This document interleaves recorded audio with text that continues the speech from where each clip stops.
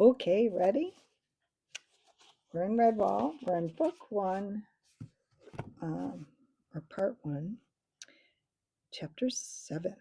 Remember, they were going to take the mice home, but because of the hay cart and the rats, they turned around and went back to Redwall. So now here they are back at the Abbey. Chapter 7. Matthias had never stayed up all night in his life. He was just a bit tired, but strangely excited. Great events seemed to have been set in motion by his news. Immediately upon being informed of the hay cart incident, the abbot had insisted upon calling a special council meeting of all Redwall creatures. Once again, Cavern Hall was packed to the doors, but this time it was for a purpose very different from the feast. Constance and Matthias stood in front of the council of elders.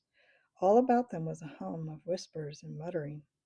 Abbot Mortimer called order by ringing a small bell. "Pay attention, everyone. Constance and Matthias, would you please tell the council what you saw tonight on the road to St. Ninian's?" As clearly as they could, the badger and the young mouse related the incident of a rat-infested hay cart. The council began questioning them. "Rats, you say, Matthias? What type of rats?" inquired Sister Clemence. "Big ones," Matthias said, "though I'm afraid I couldn't say what kind they were or where they had come from." "What about you, Constance?" "Well, I remember that my old granddad once knew a sea rat," she answered. "Going by his description, I'd say that's what they look like to me." "And how many would you say there were of these rats?" Father Abbot asked. "Couldn't say for sure, Father Abbot. There must have been hundreds." "Matthias?" "Oh, yes, Father, I agree with Constance. At least 400. "Did you notice anything else about them, Constance?" "Indeed I did, Father Abbot. My badger senses told me right off that these were very bad and evil rats." The badger's statement caused uproar and shouts of "Nonsense! Pure speculation!" and "That's right, give a rat a bad name." Matthias silenced the hubbub. Raising a paw, he shouted aloud, "Constance is right. I could feel it myself. There was one huge rat with a ferret skull on a pole.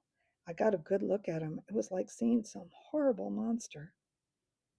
In the silence that followed, the abbot rose and confronted Matthias. Stooping slightly, he stared into the young mouse's bright eyes. "Think carefully, my son. Was there anything special that you noticed about this rat?"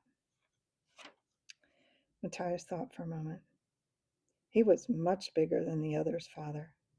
"What else?" "Think, Matthias." "I remember. He had only one eye." "Right or left?" "Left, I think. Yes, it was the left, Father." "Now, can you remember anything about his tail?" "I certainly can," Matthias squeaked. "It must have been the longest tail of any rat alive. He held it in his claw as if it were a whip." The abbot paced up and down before turning to the assembly. "Twice in my lifetime I have heard travelers speak of this rat. He bears a name that a fox would be afraid to whisper in the darkness of midnight. Cluny, the scourge."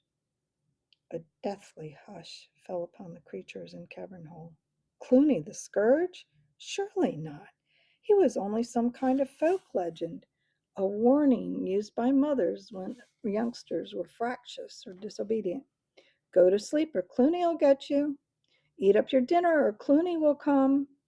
"Come in this instant or I'll tell Cluny." Most creatures didn't even know what Cluny was. He was just some sort of bogey that lived in bad dreams in the dark corners of imagination. The silence was broken by scornful snorts and derisive laughter. Furry elbows nudged downy ribs. Mice were beginning to smile from sheer relief. Cluny the scourge, indeed. Feeling slightly abashed, Matthias and Constance looked about pleadingly towards the abbot for support. Abbot Mortimer's old face was stern as he shook the bell vigorously for silence. "Mice of Redwall, I see that there are those amongst you who doubt the word of your abbot." The quiet but authoritative words caused an embarrassed shuffling from the council of elders. Brother Joseph stood up and cleared his throat. uh, Good Father Abbot, we all respect your word and look forward to your guidance, but really, I mean, Sister Clemence stood up smiling. She spread her paws wide. Perhaps Cluny is coming to get us for staying up late. A roar of laughter greeted the ironic words. Constance's back hairs bristled. She gave an angry growl, followed by a fierce bark. The mice huddled together with fright. Nobody had ever seen a snarling, angry badger at a council meeting. Before they could recover, Constance was up on her hind legs, having her say, I've never seen such a pack of empty-headed ninnies. You should all be ashamed of yourselves, giggling like silly otter cubs that have caught a beetle. I never thought I'd live to see the elders of Redwall acting in this way. Constance hunched her heavy shoulders and glared about with a ferocity that set them trembling. Now you listen to me. Take heed of what your Father Abbot has to say. The next creature who utters one squeak will answer to me. Understood? The badger bowed low in a dignified manner, gesturing with her massive blunt paw. The floor is yours, Father Abbot. Thank you, Constance, my good and faithful friend, the abbot murmured. He looked about him, shaking his head gravely. I have little more to say on the subject, but I see that you still need convincing. Here is my proposal. We will send 2 mice out to relieve the gatehouse. Let me see. Yes. Brother Rufus and George, would you kindly go and take over from Brother Methuselah? Please send him in here to me. Tell him to bring the Traveler's Record volumes, not the present issue, but the old editions which were used in past years. Rufus and George, both solid-looking, sensible mice, took their leave with a formal bow to the abbot. Through a high-slitted window, Matthias could see the rosy pink and gold fingers of dawn stealing down to Cavern Hole as the candles began to flicker and smoke into stubs. All in the space of a night, events had moved from festivity to a crisis, and he, Matthias, had taken a major role in both. First the big grayling, then the sighting of the cart. Large happenings for a small mouse. Old Brother Methuselah had kept the Abbey records for as long as any creature could remember. It was his life's work and consuming passion. Besides the official chronicles of Redwall, he also kept his own personal volume, full of valuable information. Traveling creatures, migratory birds, wandering foxes, rambling squirrels, and garrulous hares. They all stopped and chatted with the old mouse, partaking of his hospitality, never dreaming of hurting him in any way. Methuselah had the gift of tongues. He could understand any creature, even a bird. He was an extraordinary old mouse who had lived in the company of his volumes in the solitude of the gatehouse. Seated in the Father Abbot's own chair, Methuselah took his spectacles from a moss-bark case, carefully perching them on the bridge of his nose. All gathered round to hear as he opened a record book and spoke in a squeak, barely above a whisper. Hmm, hmm. Lord Abbot Cedric. It's Cedric, isn't it? Oh, botheration. You'll be the new abbot, Mortimer, the one who came after Cedric. Oh, dear me. I see so many of them come and go, you know. Me, the abbot, members of Redwall. I refer to a record of winter 6 years back. Here, the ancient mouse took a while to leaf through the pages. Yeah, here we are. Late in November, year of the small sweet chestnut, from a frozen sparrowhawk came down from the far north. Peculiar chap spoke with a strange accent. I repaired his right wing pen feather. News of a mine disaster caused by a large savage sea rat named Cluny. It seems that this rat wanted to settle his army in the mine. The badgers and other creatures who owned the mine drove them out. Cluny returned by night and with his band of rats gnawed away and undermined much of the wooden shoring. This caused the mine to collapse the next day, killing the owners. Brother Methuselah closed the volume and looked over his glasses at the assembly. I have no need to read further. I can recite other misdeeds from memory. As the hordes of Cluny the Scourge have moved southward over the past 6 years, I have gathered intelligence of other incidents. A farmhouse set alight. Later that same year, piglets, an entire litter of them eaten alive by rats. Sickness and disease spread through livestock herds by Cluny's army. There was even a report brought to me 2 years ago by a town dog. An army of rats stampeded a herd of cows through a village, causing chaos and much destruction. Methuselah halted and blinked over his spectacles. And you dare doubt the word of our abbot that Cluny the Scourge exists? What idiotic mice you are, to be sure. Methuselah's words caused widespread consternation. There was much agitated nibbling of paws. Nobody could doubt he spoke the truth. He was already old and wise when the most elderly among them was a blind, hairless mite, pulling and whimpering for feed from its mother. Oh, my whiskers, what a mess! Hadn't we better pack and move? Maybe Cluny will spare us. Oh dear, what shall we do? Matthias sprang to the middle of the floor, brandishing his staff. Do? He cried. I'll tell you what we'll do. We'll be ready. The abbot could not help shaking his head in admiration. It seemed that young Matthias had hidden depths. Why, thank you, Matthias, he said. I could not have put it better myself. That's exactly what we will do. We will be ready. Okay. I think we got time for another chapter. Chapter 8. We're back to Cluny. Cluny the Scourge was having nightmares. He had laid down in the church mouse's bed for a well-earned rest while his army was going about their allotted tasks. He should never have tried to sleep on an empty stomach, but weariness overcame his hunger. In Cluny's dreams, everything was shrouded in a red mist. The cries of his victims rang out as barns blazed and ships foundered on a stormy Red Sea. Cattle bellowed in pain as he battled with the pike that had taken his eye. The warlord thrashed about, killing and conquering and laying waste to all in his dream.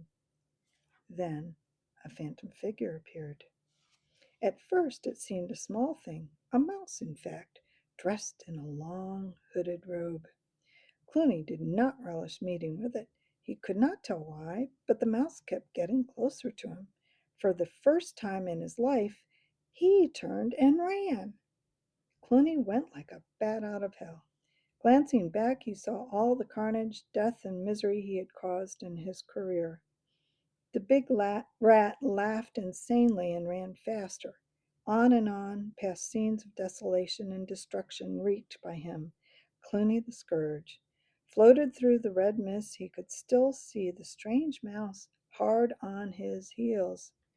Cluny felt himself filled with hatred for his pursuer. It seemed to have grown larger. Its eyes were cold and grim. Deep inside, Cluny knew that even he could not frighten this oddly garbed mouse. Now it was wielding a huge, bright sword, an ancient weapon of terrible beauty. The battle-scarred blade had a word written on it that he could not make out. Sweat dripped from Cluny's claws like stinging acid. He stumbled. The strange figure was closer. It had grown into a giant. Cluny's lungs felt as if they were bursting. He realized that he had slowed up and the mouse was getting closer. He tried to put on an extra burst of speed, but his legs would not obey. They ran more and more slowly, more and more heavily. Cluny cursed aloud at his leaden limbs. He saw that he was trapped in a deep, icy mud. For the first time, he knew the meaning of mindless fear and panic. He turned slowly. Too late! The enemy was on him. He was rooted helpless to the spot. The avenging mouse swung the blade up high. A million lights flashed from its deadly blade as it struck. Bong! The loud toll of the distant Joseph bell brought Cluny swirling back from the realms of nightmare to cold reality. He shivered. wiping the sweat from his fur with a shaky claw saved by the bell. He was puzzled. What did the fearful dream mean? Cluny had never been one to put his faith in omens, but this dream, it had been so lifelike and vivid that he shuddered. A timid paw was tapping on the door, snapped Cluny from his reverie with a start. It was Ragier and Mangefur, his scavengers. They slunk into the room, each trying to hide behind the other, knowing that the poor results of their search were likely to incur the chief's wrath. Their assumption was correct. Cluny's baleful eye watched them as his long, flexible tail sorted through the paltry offerings which had dropped from their claws. A few dead beetles, 2 large earthworms, some unidentifiable vegetation, and the pitiful carcass of a long dead sparrow. Cluny smiled at Ragier and Mangefur. With a sigh of relief, they grinned back at him. The chief was in a good mood. At lightning speed, the big rat's claws shot out and grabbed them both cruelly by the ears. The stupid hench rats yowled piteously as they were lifted bodily from the floor and swung to and fro. In a fit of rage, Cluny bashed their heads together. Half senseless, they were hurled toward the doorway, with his angry words ringing in their skulls. Beetles, worms, rotten sparrows, get me meat. Tender, young, red meat. Next time you bring me rubbish like this, I'll spit the pair of you and have you roasted in your own juice. Is that clear? Mangefur pointed an accusing claw at his companion. Please, Chief, it was Ragier's fault. If we'd gone across the fields instead of up the road. Don't believe that big fat liar, Chief. It was him who suggested going up the road, not me. Get out! The scavengers dashed off, bumping clumsily into each other in panic as they tried to get through the door together. Cluny slumped back in his bed and snorted impatiently. Frogblood and Scumnose were up next to report. They bore news that cheered Cluny up somewhat. They'd obtained over 100 new recruits, mainly rats, but with a good scattering of ferrets and weasels and the odd stoat. There had been some who needed convincing. These had been press-ganged by a savage beating from Frogblood, coupled with the threat of a horrible death. They were soon convinced that the wisest course was to enlist in Cluny's horde. Others were hungry nomads, only too willing to join up with the infamous Cluny. They were greedy for plunder and booty, and pleased to be on what they were sure would be the winning side. Lined up in the churchyard, the recruits were supplied with weaponry by Redtooth and Darkclaw. Impassively, they stood in ranks, waiting the warlord's inspection. Cluny nodded his approval. Scurvy rats, hungry ferrets, sly weasels, bad stoats, exactly what he had needed. Read 'em the articles, Redtooth, he snapped. Redtooth swaggered back and forth on the churchyard paving as he recited the formula from memory. Right, eyes front. You're in the service of Cluny the Scourge now. Me buckos desert and you'll be killed. Retreat and you're under sentence of death. Disobey and you'll die. I'm Redtooth, Cluny's #1 rat. You will obey the word of your captains. They take orders from me. I take orders from Cluny. Remember that. Now, if any one, two, or a group, or even all of you together want to try and beat Cluny and lead the horde, this is your chance. Without warning, Cluny charged headlong into the new recruits, lashing out wildly with his scourging tail. He bowled them left and right and center with his massive strength. Baring his teeth and slitting his eye, he whipped fiercely away until they fell back and scattered in disorder, hiding behind gravestones. Cluny threw back his head and roared with laughter. No guts, eh? Ha! It's just as well I don't want dead uns on my claws before I find a proper battle for you to fight. And make no mistake, when the right time comes, I'll see you fight, aye, and die too. Now raise your weapons and let's see if you know who your master is." A motley collection of evil-looking implements was framed by the cloudless sky as wild cries rang out from the newly inducted recruits. "Cluny! Cluny! Cluny the Scourge!" Okay, next time, chapter 9. Until then.